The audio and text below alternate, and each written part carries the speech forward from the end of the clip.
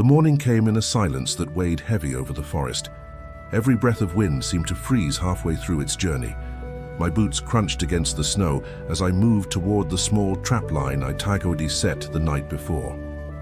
My stomach twisted in a dull, familiar hunger. For days, Diana and I had been living on melted snow and boiled bark. The last of our dried meat was gone. The Taiga had turned against us, indifferent, ancient, endless. But this morning something felt different. I saw it before I reached it. A small disturbance in the white, a splash of brown fur tangled in the wire loop. The trap had worked. A snow hare, still and lifeless. For a second I just stared. Then my knees gave out and I laughed, a hollow sound that turned into a cough. "We did it," I whispered. "We finally did it." Back at camp, Diana looked up from the fire pit, her face pale and drawn. The moment she saw the hare, her eyes filled with tears. "It's meat," she said softly, almost reverently. "Real meat." I nodded, still catching my breath. "We'll eat tonight." We worked in silence, our hands stiff with cold, moving like machines, skinning, cleaning, saving every scrap. In this place, nothing goes to waste. Even the bones would be boiled later for broth. When the first sparks of flame licked the pot, I felt something I hadn't in weeks. Warmth, yes, but also hope. The kind that doesn't last long out here. Because then I saw it.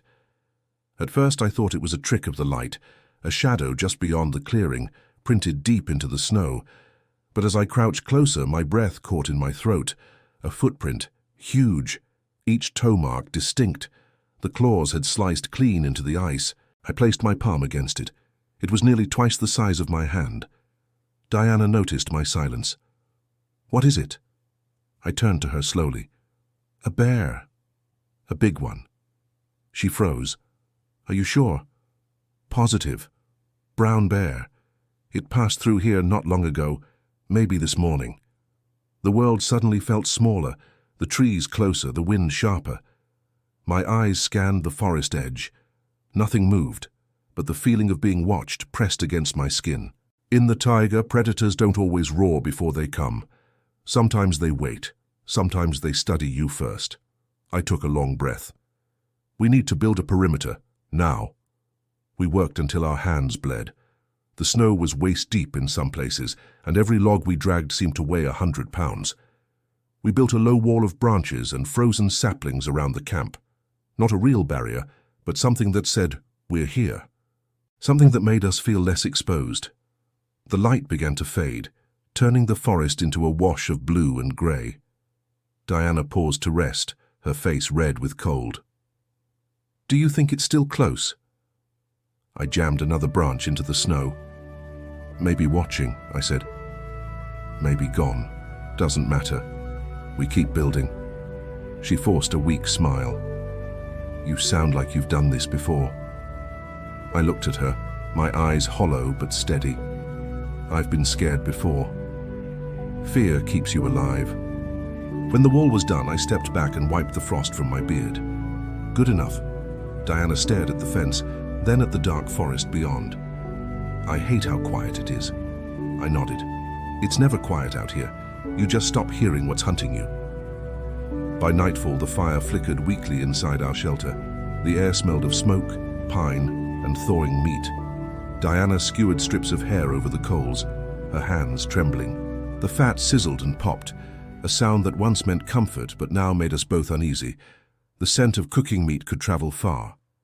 I remembered reading once that a brown bear, S-nose, was 7 times stronger than a bloodhound, ES. It could smell food from miles away. The thought made the meat taste different. I chewed slowly, savoring it, yet half expecting the darkness to move. Diana broke the silence first. "What if it comes for the smell?"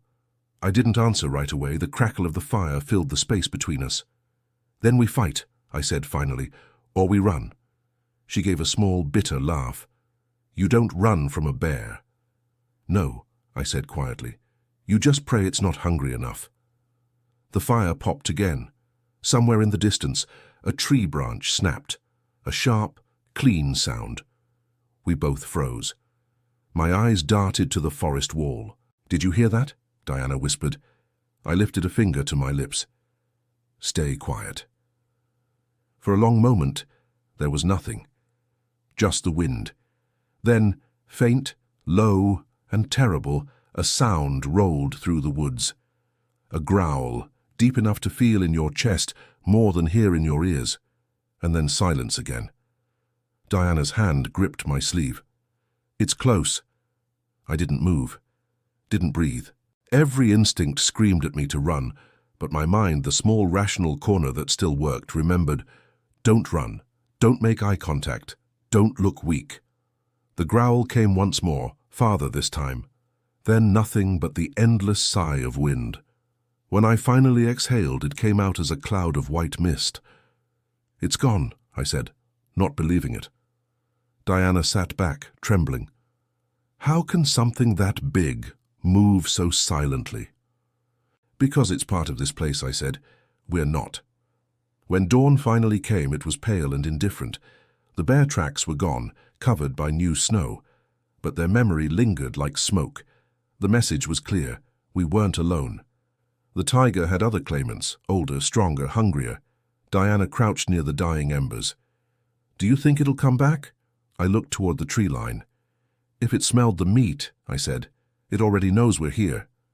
She turned to me, her eyes wide with a mix of fear and wonder. "Then what do we do?" I hesitated. Then, softly, "We live. That's all there is to do." I knelt and began packing snow onto the leftover bones and scraps, burying them deep to hide the scent. The act felt small, almost pointless, but it was a gesture of respect, of survival, of defiance. That night, when the cold returned, we built the fire again, smaller this time, quieter. Diana stared into the flames. "You ever wonder," she said softly, "why we keep fighting to stay alive?" I didn't answer for a long time. Then I said, "Because the forest doesn't care if we live or die. But we do, and that's what makes us different." Outside, the wind rose once more, not as a threat this time, but as a reminder. The bear was still out there, its heartbeat slow and certain, waiting for spring. In the taiga, I realized, survival wasn't about strength, it was about awareness, about knowing when to act and when to be still, when to fight, and when to let the silence speak for you. By morning, even the footprints would be gone. But somewhere beneath that quiet white veil, the memory of the bear remained, a reminder carved not into the snow, but into us. A reminder that in this frozen wilderness, every victory is temporary, and every step is borrowed time. Thank you for watching. If stories of survival and the wild call to you, please consider liking this video and subscribing for more. Stay safe out there.